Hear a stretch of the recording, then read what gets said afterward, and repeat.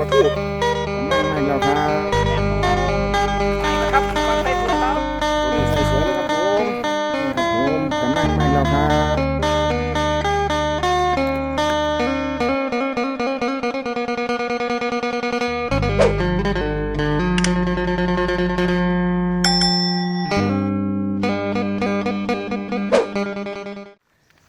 ครับพี่น้องทางลงไม้ครับแล้วลงไปเบิ้งสำรวจเบิ้งไม้ครับจิตทีได้บ่มื้อนี้น้ำขึ้นแห้งครับสวัสดีครับพี่น้องพบกันอีกเทื่อเด้อครับกับทีมงานสามสอหาอยากหากินมื้อนี้ทีมงานสามสอก็พากันมาลงเบ็ดนะครับอยู่เขื่อนบันดงครับบรรยากาศก็เงียบๆครับมื้อนี้ลมก็บ่ค่อยมีสงบครับมื้อนี้ก็มานํกัน3คนครับมีท่านวสุแล้วก็ท่านสอครับท่านสอเพิ่นไปตกชะโดอยู่ทางพูนครับอีกฝั่งหนึ่งเดี๋ยวมื้อนี้ก็มาเบิ่งมาลุ้นซอยกันครับพี่น้องสิพอโตบ่ครับมื้อนี้บรรยากาศน้ำนิ่งๆเชิญติดตามรับชมกันนํกันเลยครับ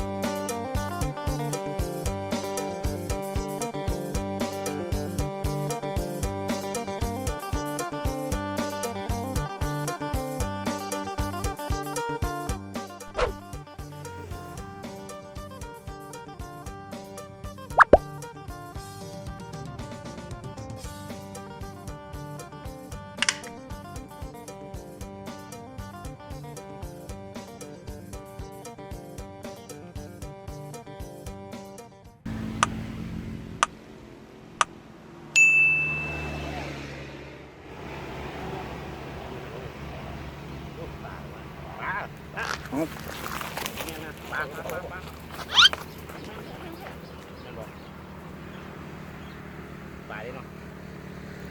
แม่งปลาเลย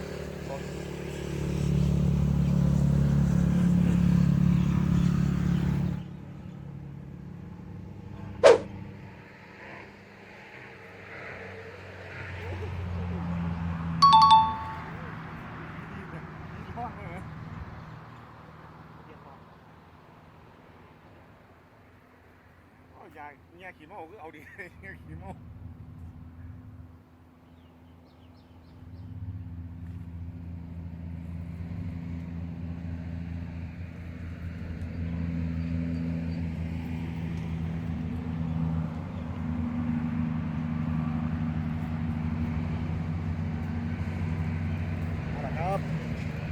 เอาละครับปลาหมันตัวแรกของมือครับต้องเอาเนี่ยนะครับปลากระแหครับกับเพี้ยนท่องสีแดงอุ้ย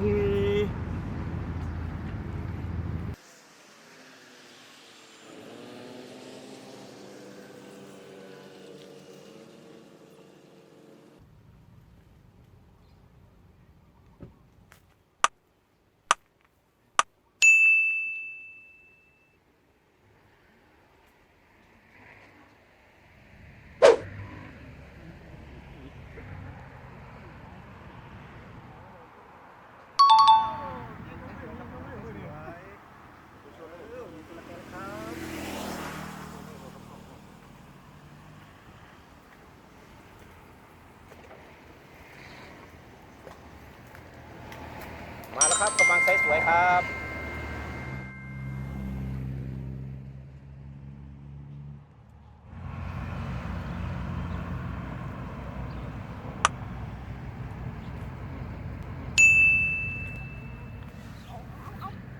น้ำเลย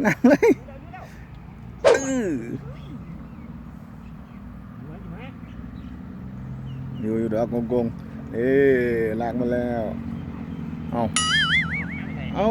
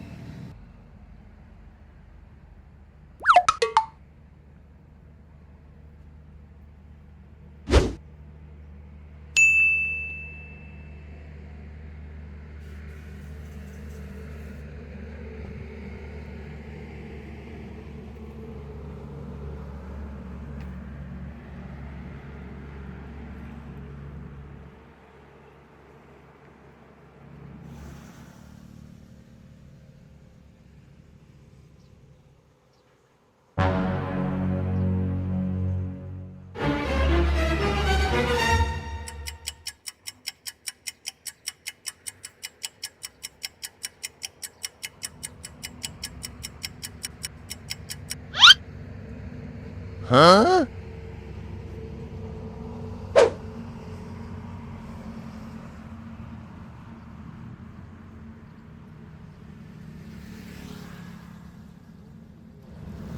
ทู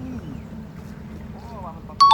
ปลาทูมาแล้วไปยังก็ยังเลยกูอยู่แป๊บเดียวไปเลยว่ะมาแล้วครับปลาทูครับปลาทูมาแล้วครับนี่มาอีกแล้วครับ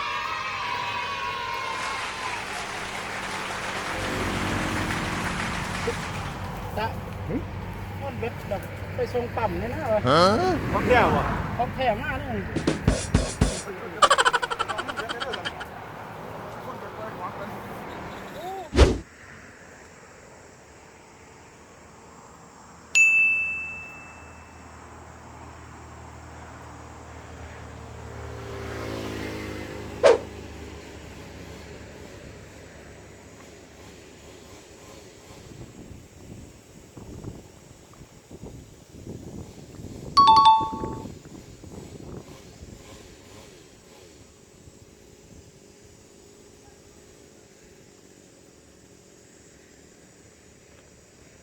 ครับ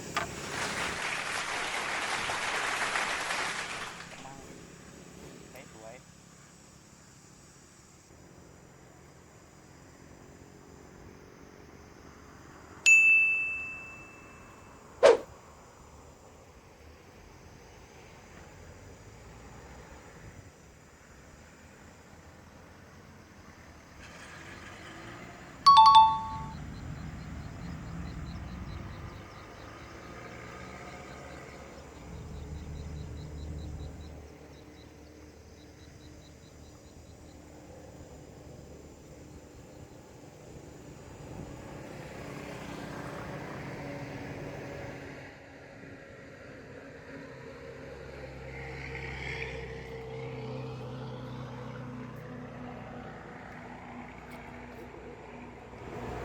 ปลาทูอีกแล้วครับปลาทู2 ครับ 2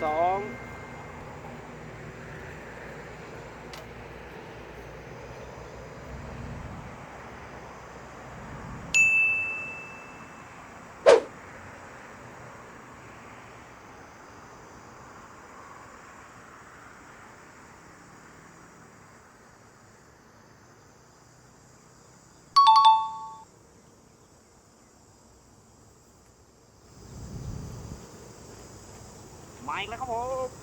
ลงยังไม่ถึงนาทีครับสายยูครับสายยูครับผมสวยๆเลยโอ้มันครับมันเลย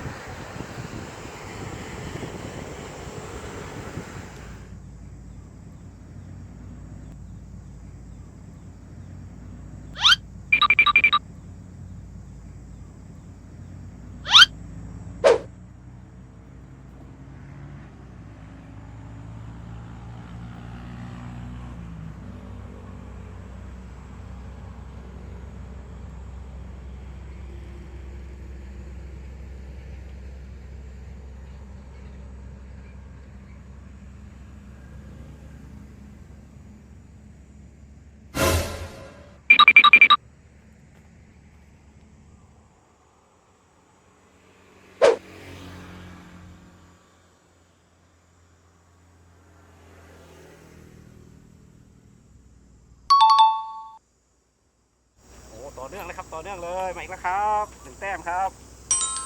ครับผม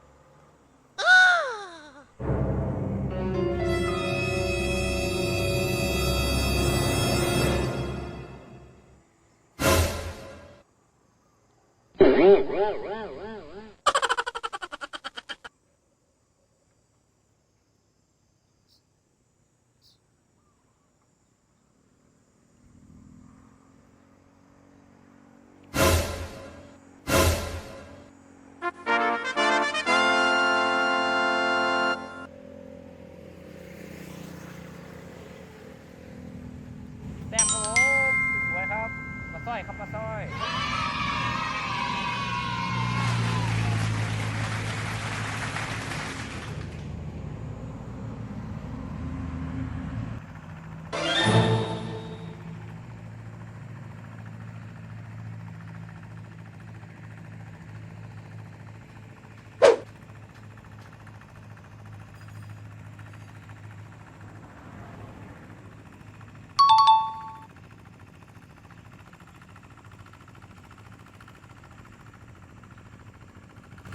มาอีกแล้วครับกำลังไส้สวยครับโอ้โหครับติดไม้ต่อไม้เลยครับครับผมสวยครับ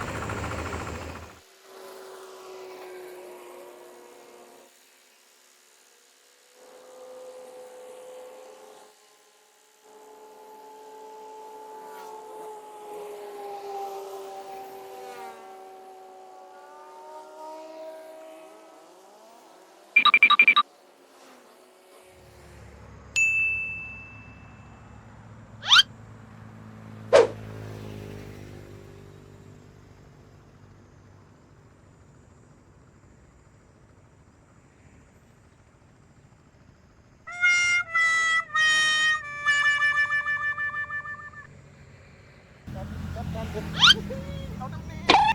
โอ้มวนมันมวน ว่ามาครับพี่น้องโอ้ฮะแม่นแล้วเนาะมั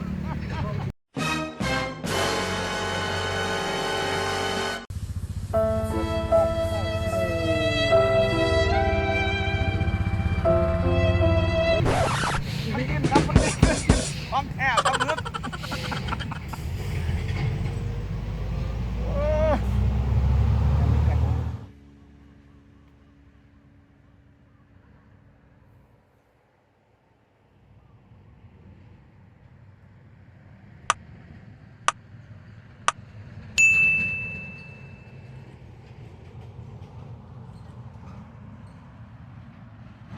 เอาแล้วนะโอ้ลงหัวตะลงกันเลยเอาแล้วนะครับมันนะเปี๊ยกปวดแล้วเอาคู่ของกันเอากันเลยเดาบอกเฮ้ยบ้านซอยมา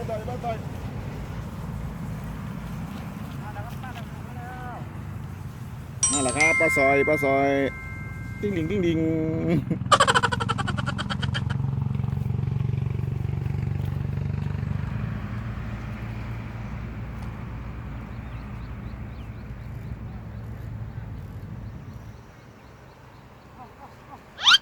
เอาแล้วของแท้มาแล้ว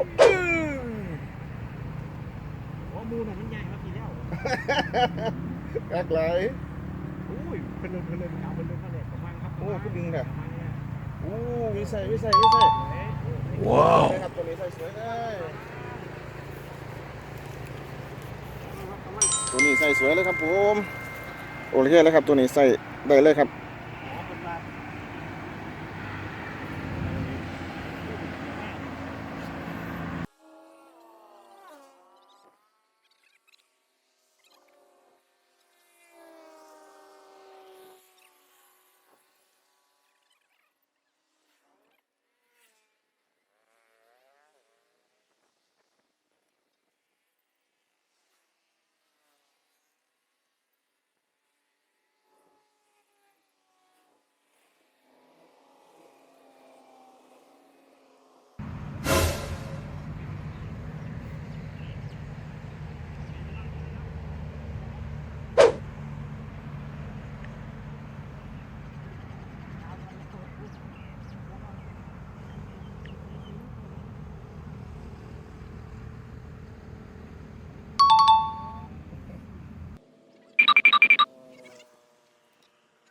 มากแล้วครับใส่นี่แหละครับมือนี่เอากันมวนๆครับมือนี่ ตอนนี้นะครับแบบนั่งสต๊อปกันนี่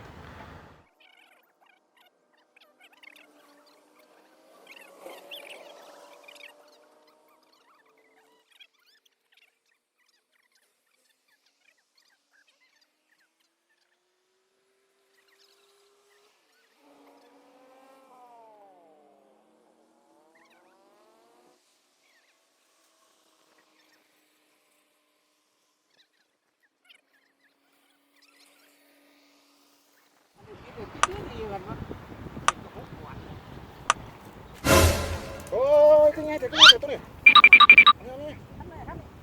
อันแรกเอิ้นนั่นแหละว่ากูก็ต้องดึงยังเดี๋ยวมันกัน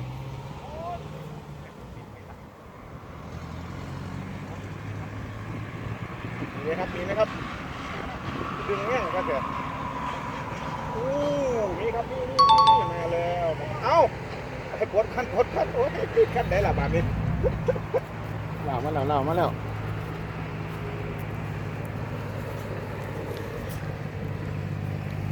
เบียดเกี่ยวกันครับตัวนี้วันประสูชุดตัวเอาให้พี่น้องเบิ่งนะครับเมือนหลายมือนี่ไม้ลื่นสวยครับกำลัง นี่แหละครับกำลังสวย กำลังสวยตีลงไปว่าหันนะครับ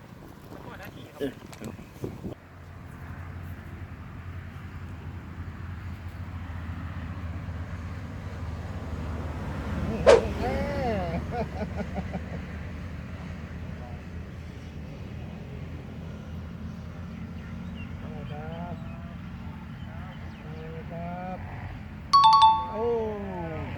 กำลังไม่ครับโอเคครับผมกำลังไม่แล้วครับโอเคครับ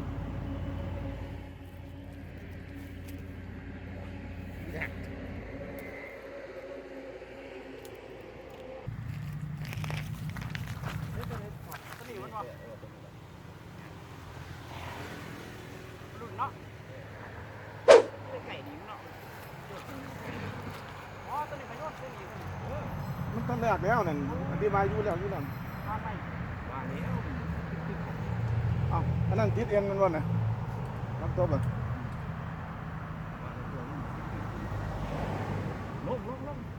ไปฟูยลงไปยังไงเนาะไปพดบ้านประสูเล่นน้ำบ่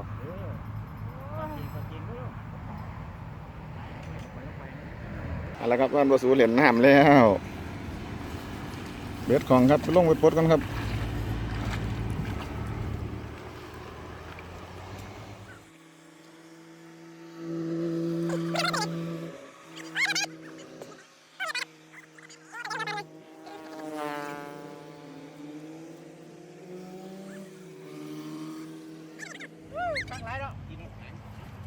นี่แหละครับปลาตัวนี้แหละครับมันลงไปเอากัน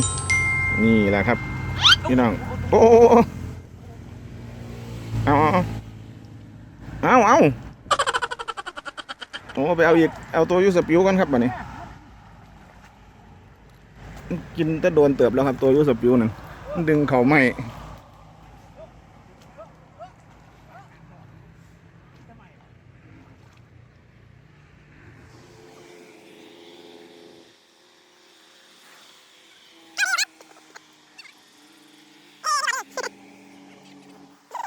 มีตัวอยู่ครับ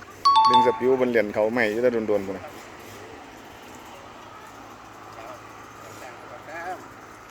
ลงน้ำทีเดียวไปเลยครับไปเลยลงน้ำเลยครับ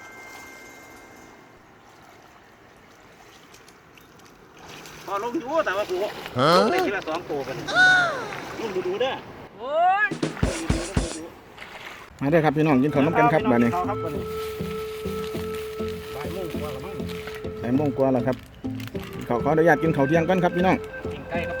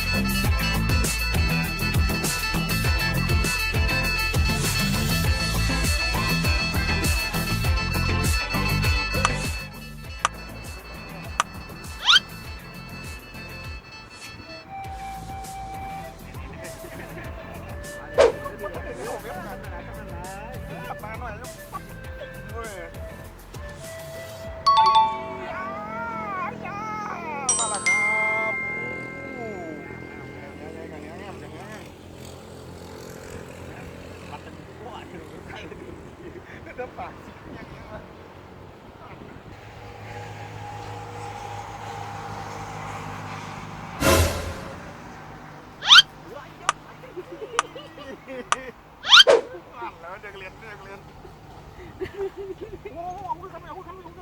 ของกันได้ของกัน ฟองคัตเตอร์ ดอกเนี่ยดอกคนละฟังเลยหัวเราเจ้าคนละฟังเลยว้าว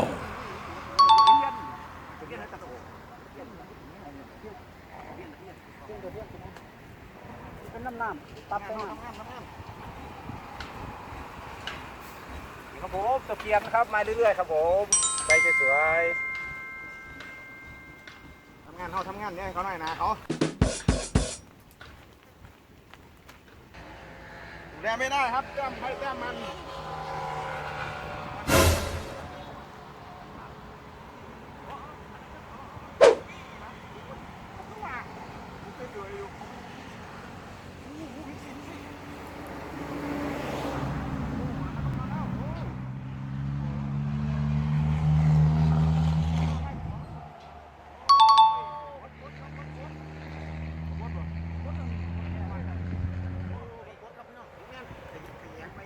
ขยันไงครับขยันไงนี่ครับพี่น้องขยันใบขาวครับขยันใบขาวครับมาเลยครับเกาะหลังครับพี่น้อง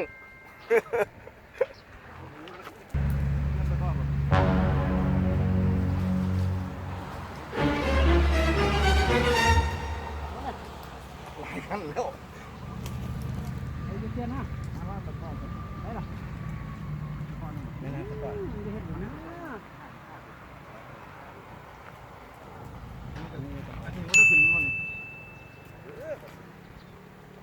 เอายังนอกเลยโอ้ยโอ้ยลากไปเลย ใส่ก็ไม่ใส่ แมนแมน เรียนปนั่น แมนพักฟัน มาที่เดี๋ยวคุณลงเฮ้ยหยุดหยุดลงน้ำลงนี่แล้วบอกลงนี่เถอะ เราแอนลงนะ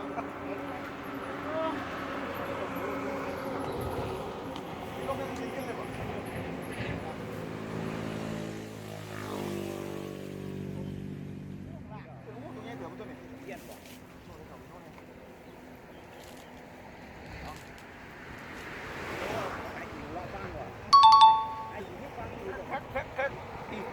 ยิ่งฟังด้วยพี่น้องเลยยิ่งฟังยิ่งฟังพี่น้องมาแล้วยิ่งฟังปนินใส่สวยครับว่าปนินใส่สวยมาตัดว่าตะเกียบใส่สวยครับขอโทษได้ไรครับทิศปนินครับ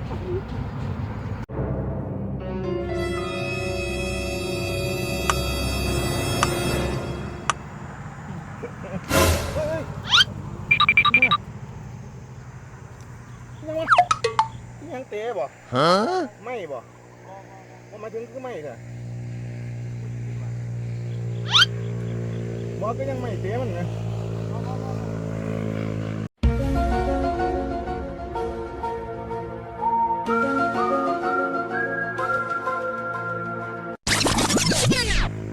ตึงไปเลยแบบ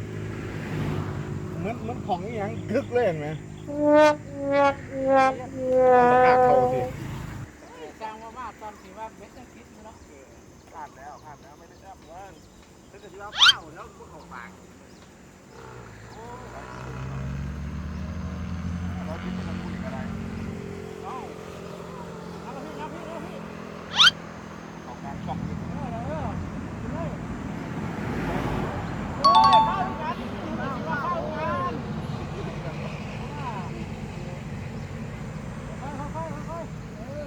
ลงมาแบบงงๆครับผมปลาใสมาแบบงงๆครับว่างกันซ้อมตัวใส่นี่ครับผมใส่ปะว่าง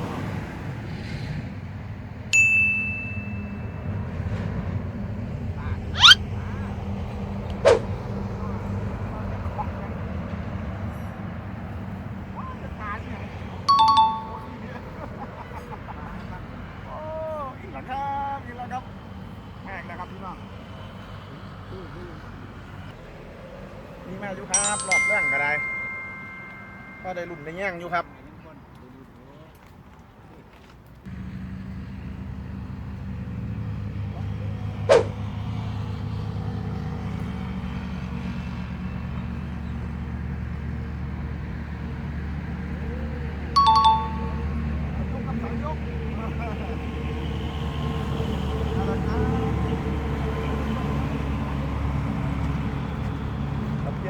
วยมาแล้วครับรอบค่ำครับผม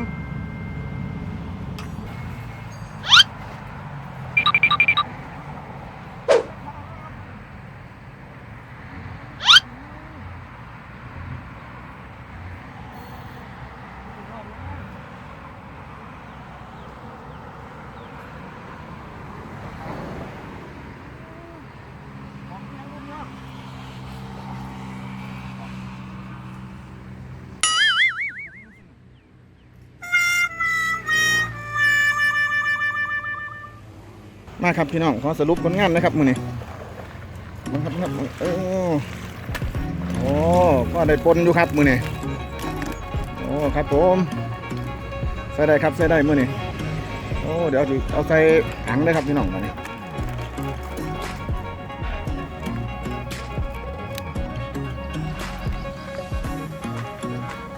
นี่แหละครับพี่น้องผลงานมื้อนี้